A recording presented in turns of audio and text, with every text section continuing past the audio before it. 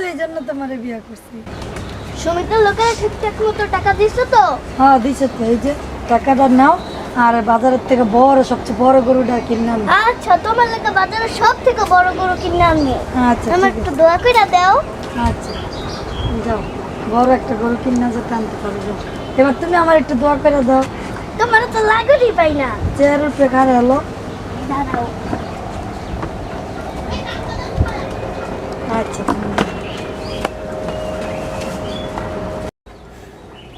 সুদ করে রে বিয়া করছি, সুদ করে টাকায় কোরবানি হইব, তারপরও কি করবো, দিলাম দোয়া করে আনো।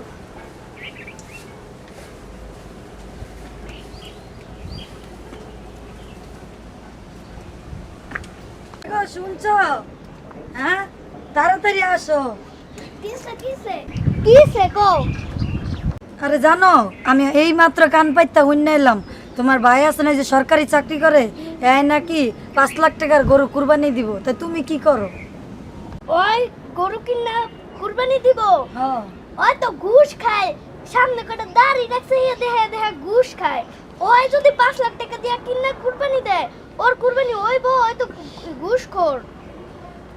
হ্যাঁ তুমি ঠিকই কইছো, ওর টাকা দা কুরবানি হইব না, তোমার টাকা দা কুরবানি হইব। তুমি তাড়াতাড়ি গিয়া 6 লাখ টাকার গরুটা আইনা কুরবানি দিয়া দাও। দিমু মানে ওই 5 লাখ টাকা দিয়ে কুরবানি দিলে আমি 6 লাখ টাকা দিয়ে কুরবানি দেবো, এখনই যাইতাছি।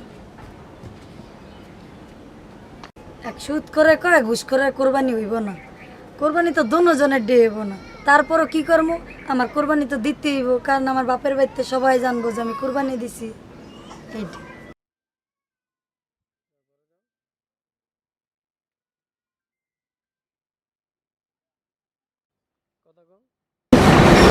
এই বিল্ডিংটা আমার, এটার কাজ করি, ঠিক আছে। আমার তো টাকা পয়সা অভাব নাই, কথা বোঝেন। বাতি যে একটা মাদ্রাসা পরে টাকা পয়সা কে খাইব, এইটা করছি দোতলা, আর এইটা ধরে দেই 4 তলা করার চিন্তা ভাবনা আছে। টাকা পয়সা অভাব নেই, টাকা পয়সা এত টাকা খাইব, এই কারণে জায়গা যেমন কিনছি, বাড়ি ঘর উঠেছি, কথা বুঝলেন।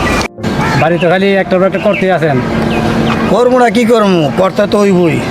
বাতি যে একটা মাদ্রাসায় দিছি, এখন এই একটা করছি, এই একটা, এটাও তো করা লাগে, টাকা পয়সা তো অভাব নাই। ওইটা করতেন দোতলা, এটা কতলা করতেছেন? এইটা 4 তলা করুন, ঠিক আছে, করতে পারেন। বাতি যে আছে মাইয়া জামাই, এখন এই জায়গায় বিল্ডিংয়ে কাজ ধরা, এসি টেসি লাগাই দিমু, জামাই ঠিক আছে। বাতি যা থাকবো আর মাইয়া জামাই থাকবো, কথা বোঝেন না? তো হিসাব করে ওইটা তো আমরা থাকবো, এইটা এরা থাকবো, কথা বোঝেন। এর লেগে এটা করার উদ্দেশ্য হইলে এইটাই। কীভাবে রাখছেন? ট্যাক্সি তো আপনি তো গরুর ব্যাপারেই, হ্যাঁ। এখন সবচেয়ে বড় যে গরুটা আছে, ঠিক আছে, ওই গরুটা আমি কিনবো, ঠিক আছে। আপনি গরুটা আমার দেন, সবচেয়ে যে গরুটা বড় তরতাজা মোটা তাজা, এই গরুটা নাম আপনার ভাই নাকি কুরবানি আছে? আমার ভাই কুরবানি দেবো। দামি 5-6 লাখ টাকা দিয়ে একটা গরু আনতেছে, আর আপনি এই ছোটোখাটো গরু নেবেন? আরে মিয়া, মার কাছে ওয়াদা দিয়েছিলাম যে আমার মাইয়া ওর পোলার দ্বারে দিমু, ঠিক আছে। এই বর খেলাপ করি নাই মার, এই কারণে হয়তো সুদখোর ঘুষখোর, ওই 6 লাখ টাকা দিয়ে কুরবানি দেবো, কুরবানি হইব আর? না, সুদ খাইলে 5 লাখ টাকা দিয়ে কোরবানি দিব, যায় কইতাস জামাই কাছে। আপনার ভাই তো বলো কুরবানি দিয়ে পাইছিল তো আমার থেকে। আমার ভাই কুরবানি দেবো, হয়তো সুদখোর, হয়তো ঘুষখোর, ওই কি কুরবানি দেবো, আর কুরবানি হইব? কুরবানি দিম আমি, আপনি 5 লাখ টাকা আমি দিমু, আপনি গরুটা আমার লাগে রাখবেন, ঠিক আছে? দিলাম। আমি কুরবানি দিব, ইনশাল্লাহ। আচ্ছা ঠিক আছে, ওকে। ওকে। খালি মার কাছে ওয়াদা দিছি দেখে রে, আমার পোলা মাইয়াটা তোর পোলার দ্বারা দিমু দেখে, এই কেন যাও পোলাটা আলেম হোক, এরপর আর দিয়েই কুরবানি দিমু।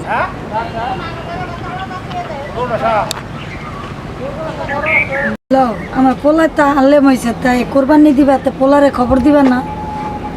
ভালো কথা মনে করছো।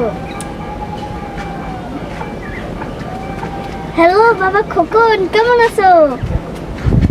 হয় আমরা সবাই ভালো আছি। তুমি? লাখ টাকার কথা দিব, মানে আপনি কয় লাখ দিবেন?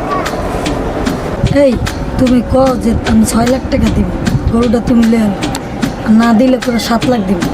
এই মিয়া, 6 লাখ দিব, লাগলে 7 লাখও দিয়ে দিব, গরুটা আমার দেওয়ার চেষ্টা করে দেন। আপনার রীতি মতো 7 লাখ টাকা হইলে আপনি দিতে চান, ঠিক আছে? আচ্ছা দিয়ে কি বউ এবার কেমন এলো ঘুষখোরের কাছ থেকে গরুটা চিনে আনিলাম এবার কেমন হইছে খুব ভালো হয়েছে। এই তো আমার বুদ্ধিমান জানা।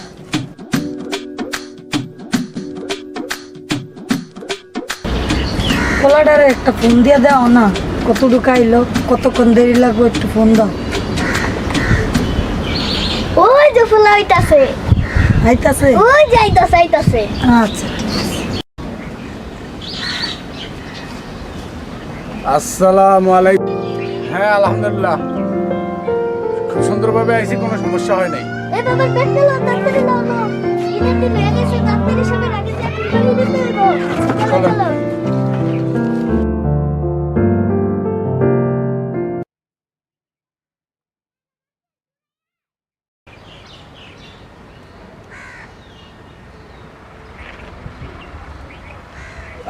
ঈদের দিন নামাজটা পড়লাম, লোকেরা কাজ কামও ঠিক করে করে, কাজ কামের অবস্থা। আচ্ছা দেখি, ঈদের দিন তো জামাই আইসিনি।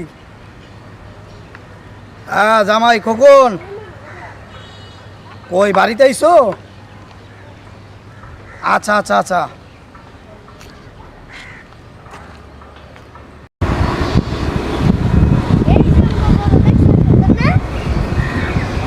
এইটাই কিনছি মাশাআল্লাহ আলহামদুলিল্লাহ, অনেক সুন্দর, অনেক বড় গরু। হ্যাঁ রঙও ঠিক আছে, সুন্দর লাগছে।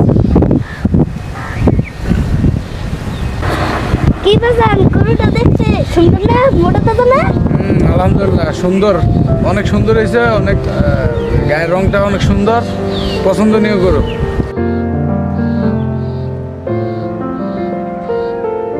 আলহামদুলিল্লাহ অনেক টাকা দিয়া কিনছি এর লেগেই সুন্দর অনেক মোটা তাজা বাবা খোকন আগে পড়ছো? জি আসসালামু আলাইকুম কাকা। জি আসছি আলহামদুলিল্লাহ, ভালো আছেন কাকা? ওয়ালাইকুম সালাম, ভালো আছি। ভালো আছো তুমি? জি আলহামদুলিল্লাহ কাকা, ঈদ মোবারক।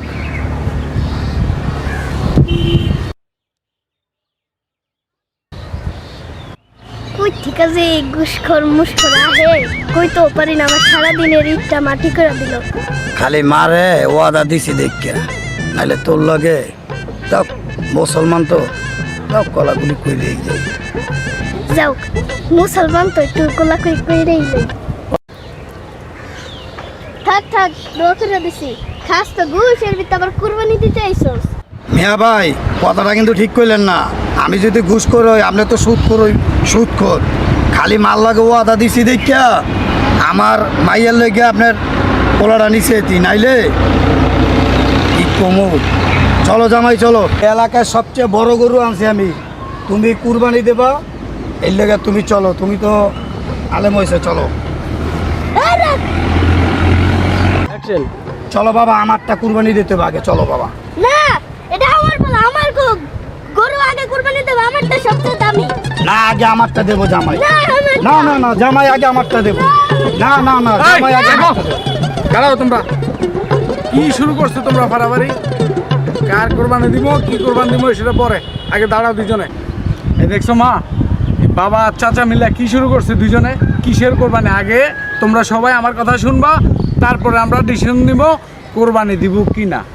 আগে আমার কথা সবাই শুনবা, পরে কোরবানি। ঠিক আছে, তুমি ঠিক করো। কি শুনতে হবে জামাই? বাবা খোকন কুরবানির টাইম যাইতাছে গা যা কবা একটু তাড়াতাড়ি করে দাও আচ্ছা আপনাদের দুজনের উদ্দেশ্যে বলতেছি, যেটা আমরা আসলে অনেকে সঠিক নিয়মটা জানি না, এটা আমরা মুসলিম জাতি হিসেবে আমাদের সবারই জানা উচিত যে কোরবানি একটা আত্মত্যাগের বিষয়। তবে এই কোরবানি আমাদের জাতির পিতা ইব্রাহিম আলাইহিস সালাম থেকে বর্ণিত নাজিল হয়েছিল, ওনার আমল থেকে। তখন থেকে আমাদের মুসলিম জাতির জন্য কোরবানি ফরজ, যাদের সামর্থ্য আছে। তবে সেটা সহিশুদ্ধ হতে হবে। আমি পরের হক খেয়ে আরেকজনের ঘুষ খেলাম, সুদে টাকা লাগাইলাম, টাকার পাহাড় বানাইলাম, নামাজ অনেকেই পড়ি, মসজিদেও যাই, নামাজ পড়তে পড়তে দাগ ফেলে দিই, এই নামাজের কোনো লাভ নাই আপনি যদি কুকর্মতে লিপ্ত থাকেন। তবে কোরবানির বিষয়টা যেহেতু এখন এই কোরবানি নিয়ে এত কথা, তা আমি সবার উদ্দেশ্যে বলি যে কোরবানিটা হক হালালভাবে হতে হবে। এই ঘুষের টাকা, সুদের টাকা, আরেকজনের হক মেরে যদি আমরা কেউ কোরবানি দিতে যাই, এই কোরবানি আমাদের কারোর জন্যই কি সওয়াব হবে না, এই কোরবানি আমাদের জন্য জায়েজ হবে না। বুঝছো তোমার পোলাই কি কয়?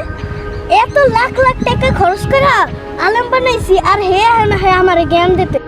মিয়া ভাই কি কন, লাখ লাখ টাকা খরচা করলাম, ঠিক আছে, পোলাটারে আলেম বানাইলাম, এই পাঞ্জাবিটাও মনে করে আমার টাকার কিনা, আর হ্যাঁ আম করে জ্ঞান দেয়।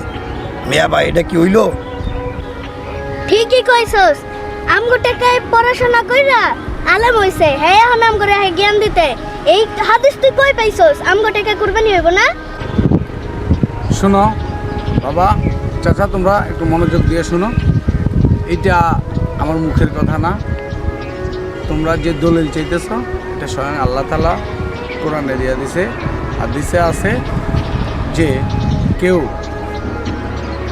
যে আত্মত্যাগ আল্লাহকে রাজি খুশি করার জন্য কিন্তু এই কোরবানটা, সেই কোরবানি অবশ্যই অবশ্যই হালাল টাকায় হতে হবে, সহি হতে হবে, শুদ্ধ হতে হবে, না হয় সেই কোরবানি হবে না।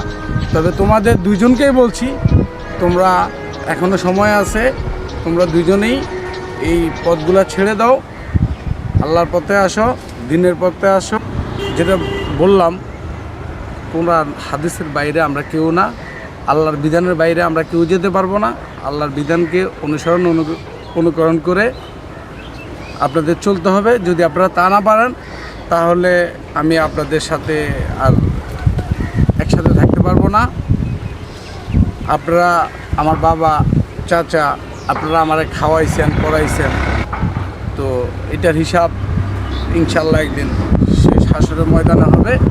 যদি আপনারা ভালো হতে পারেন, ভালো হয়ে চলতে পারেন, তাহলে আমি আপনাদের সাথে থাকব, না হয় আমি চলে গেলাম। আমার এইভাবে আমার থাকা সম্ভব না। আমি আল্লাহর হাদিস কোরআনের বাইরে যারা চলে তাদের সাথে আমি একসাথে থাকতে পারবো না, আমি চলে গেলাম। না বাবা খোকন তুমি যাও না, আর যদি যাও আমার সাথে করে নিয়ে যাও, আমি এদের সাথে থাকবো না, আমার তোমার সাথে নিয়ে হ্যাঁ চলো, আমরা জায়গা চলো।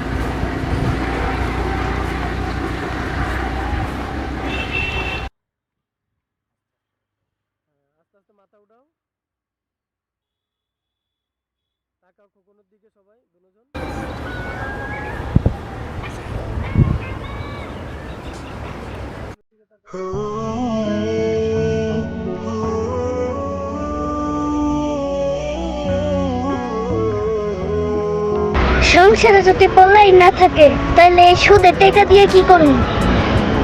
মিয়া ভাই চিন্তা ভাবনা করলাম, কথা ঠিকই কইছেন মিয়া ভাই। সংসারের আপনার প্রদীপী যদি না থাকে, এই টাকা দিয়া ঘুষকে এই টাকা দিয়ে কি করবো? সংসারে যদি প্রদীপী না থাকে। ঠিকই কইছস বাবা খোকন। খোকন